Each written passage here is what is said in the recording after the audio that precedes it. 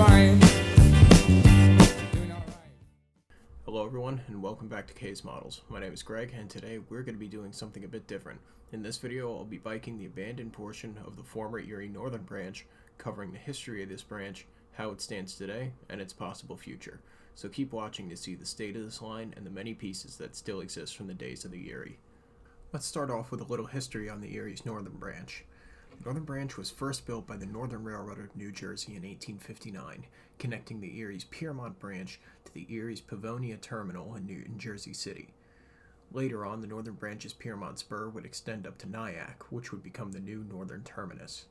At Sparkill, the Northern Branch would split west towards the Erie's Bergen County main line, crossing over and interchanging with the New York Central's West Shore on the way. At the southern end, freight service could reach the Weehawken waterfront via a tunnel through the Palisades. This section has largely been removed and redeveloped. Originally laid down in 6-foot broad gauge, the Erie would eventually convert to standard gauge in 1878. The Northern Railroad of New Jersey leased the line to the Erie in 1868 and would continue this until about 1940, where the Erie would then buy the line out. By 1954, the line was down to 3 trains each direction each day. Freight service, which was predominantly on the southern end of the line, also continued to diminish. In 1958, the Erie would move all passenger operations from their Pavonia terminal in Jersey City to the Lackawanna's Hoboken terminal, demolishing Pavonia shortly afterwards. Northern Branch commuter trains were some of the last trains to run out of Pavonia. Unfortunately, due to the way the Northern Branch connected to the rest of the Erie system, trains would have to make a complicated reverse move utilizing the Delaware, Lackawanna, and Western's Boonton Branch and the Erie's main line that added about 15 to 20 minutes onto each train's schedule. Ridership would continue to fall alongside rising costs, and in 1966 passenger service would also be killed off. Not long after, the main industry in Piermont would also close, which was a canning company, and with that, the tracks north of Sparkill were no longer in use.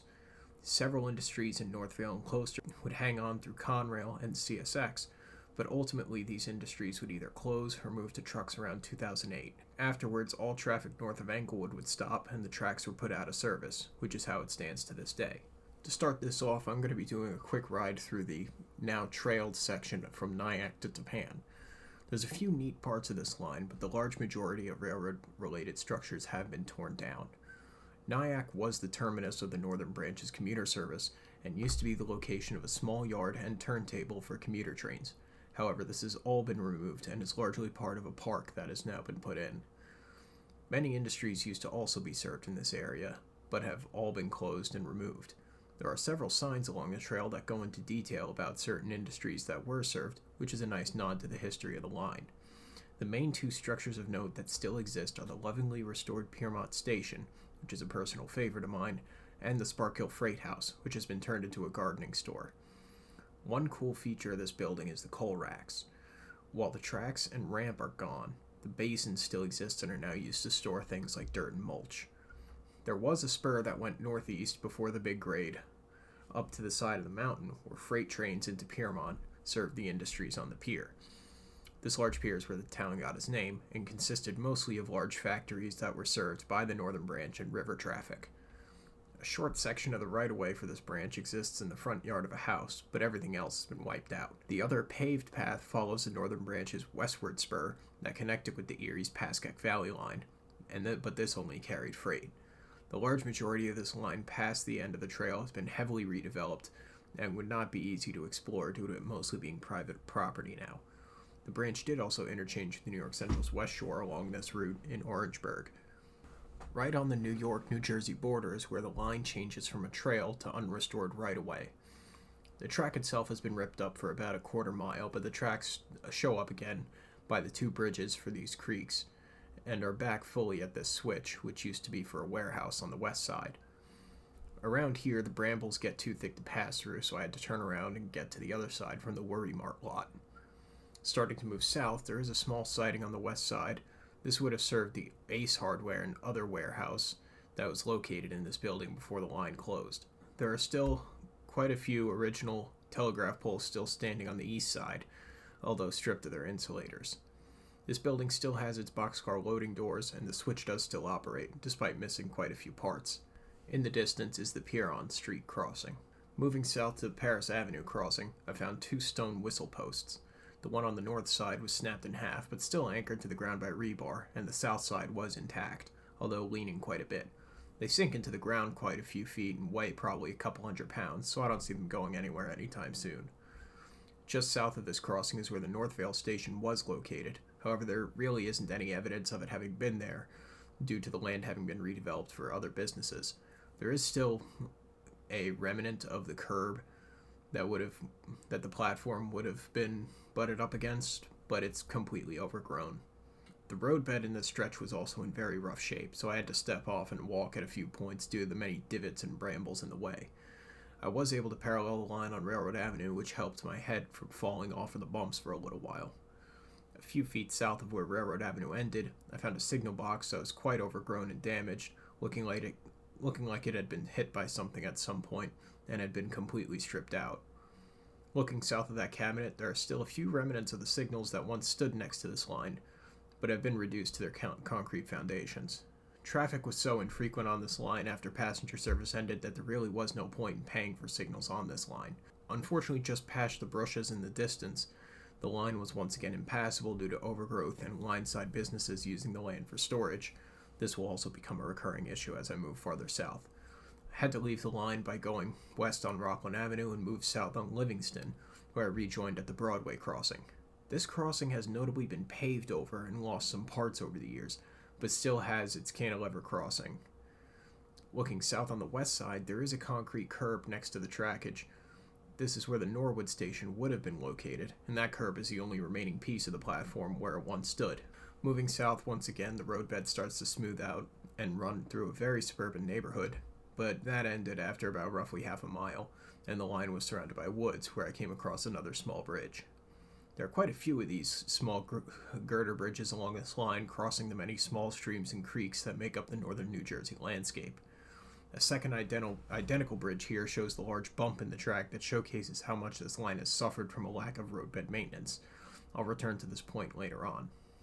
Coming into Closter at the Blanche Avenue crossing, there's another signal cabinet in much better condition than the previous one, but the crossing gates are missing. Weirdly enough, this had to have happened in the past year or so, as I do distinctly remember there being crossing gates here until very recently. I assume they were either taken down by the railroad since they were falling apart or hit by vehicles. Who knows? This road was under construction for quite a while, so I wouldn't be surprised if they got ran over at some point. South of here, the line would have served many industries, including Tykes Lumber, which was one of the last customers on this line. This line also has a roughly 1 mile siding, which during the peak of its usage was actually operated as a double-track main line, not as a passing siding. While this siding does still physically exist, it has long since been disconnected and is in very, very poor condition. While I really want to ride through this Blanche to Closter Dock Road section, it is also blocked by the current industries using this land as storage, and numerous no trespassing signs have been posted around it. Therefore, I had to parallel the line once again on Herbert Avenue and rejoin it at the Closter Dock Road crossing before continuing south once again. Closter is an interesting town in regards to the northern branch. Multiple spurs used to come off the northern branch into the towns to serve industries, and is also home to a fairly large station and freight house. The freight and passenger stations located between High Street and Demarest Avenue crossings are now privately owned buildings. Closter also seems to regularly mow and maintain the overgrowth between these 3 crossings, as residents seem to regularly use the line to get places within the town without having to use the roads, which, if you've ever driven through this town during a busier time during the day, you know can be quite annoying to do. The freight house is now owned by a landscaping company and is used for storage, although it's not really kept in the best of shape. I do worry that this will be looked over in the eyes of preservation and be demolished when the company wants a new building. I've seen a lot of nice old stations be lost this way. The passenger station is kept in very good shape, and the owners have planted a bunch of bushes and trees around it, making it hard to photograph, as well as a fence. I assume this was done for privacy reasons, because this is also their own private home. There was also at one point an industrial tract that went east across from where the station is, but this has long since been removed and redeveloped into an empty lot. I cannot find any news on this, but I wouldn't be surprised if it's still empty due to some chemical dumping, which would be far from the first time this has happened in this area. Moving south again to the Demarest Avenue crossing next to the Stop and Shop, the line smooths out and the right-of-way is in decent shape. I was able to pick up a little bit more speed and make my way much more easily than before. Between here and the town of Demarest, there really isn't anything of note, as there is only some houses and some green acres designating land on both sides of the track. I did come across the JC 19 mile marker, which had somehow been fully removed from the ground and is laying on its side largely intact. Would make a killer backyard ornament, but it's too far from any crossings to reach it. Also probably weighs a ton. The JC on these markers, which we'll see more of them later on, stands for Jersey City. We're currently 19 miles from mile marker 0, which would have been at Pavonia Terminal in Jersey City. Coming into the town of Demarest, I come across another small girder bridge crossing the Tenafly Brook. This bridge has a nice little platform to walk across, opposed to the others that don't have anything. This section of the line was also well manicured by the town, probably since it borders a park and a shopping district. Here's another old equipment cabinet, notably has a few cut-off cables coming out of the top. The Demarest Station is a beautiful stone and slate building that was built in 1869 and is not an Erie design. It was rather made by the town. The building is also registered on the list of historic places and is well loved by the locals. By the way the platforms are spread out, I believe there was a runaround track here as well, but I can't find any photos to prove it. Moving on to day 2, I came across another bridge, this time still equipped with its check rails to help prevent greater damage from possible derailments. Moving farther south, came across this much thicker brush as well as another bridge that has a platform on the side to walk on instead of the ties. Now coming into Cresskill, the first street I'm crossing here, and the next is Madison Avenue. Between these two crossings is where the passenger station was located, however it was torn down some point in the 1970s. The only evidence of it is the platform curb that still exists next to the track, similar to what's left of the Norwood and Northvale stations. I'm going to try and not get hit by a bus here and continue to move through the town. Note the extensive use of Bradford pear trees, a tree known for its awful smell and tendency to split and fall on its own. I hate Bradford pears. There's also where the 17-mile marker is, and is still in decent shape and well planted into the ground. Trundling on southward near the Piermont Road and Hudson Avenue intersection, we come across another remnant of the industrial history of this line, where the long ties for a switch to one of the larger industrial complexes that the Northern Branch served here was located. Unfortunately, the area that the industrial complex was located has been extensively redeveloped, and this is the only evidence of its existence here. I believe what's there now is just some condos. Just past the switch, we enter a long curve that is slightly super elevated.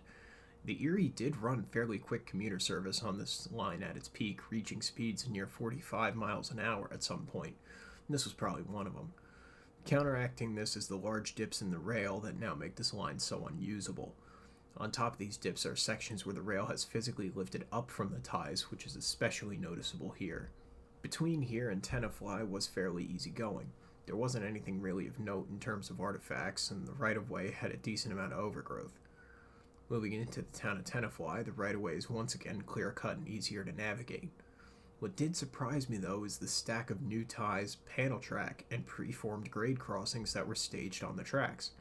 This is probably due to the fact that the trackage is not technically abandoned, but rather out of service. So CSX, or Conrail Shared Assets, has an obligation to keep certain parts of it serviceable, especially since we're not too far from the active section of the line. Coming up on the left is Tenafly Station, which is another unique design that was chosen by the town. The town has since then saved it, and it's now a cafe. It's a very pretty station, and I'm glad it was preserved. Just past the station is the Clinton Avenue crossing, which a tree has blocked. I did manage to slink back down to the tracks behind this tree and discovered the 16-mile marker, as well as a fairly new crossing box, although this thing could actually be 20 years old. I just don't have a way to date it. Between Tenafly and Englewood was also not too difficult, just the usual trash and brush we've come to know. However, just before reaching the center of Englewood, it became just totally impassable with stuff from people's backyards and fallen trees, which forced me to head back up to Dean Street and parallel the line until Demarest Avenue, where I could rejoin it and see the Englewood station.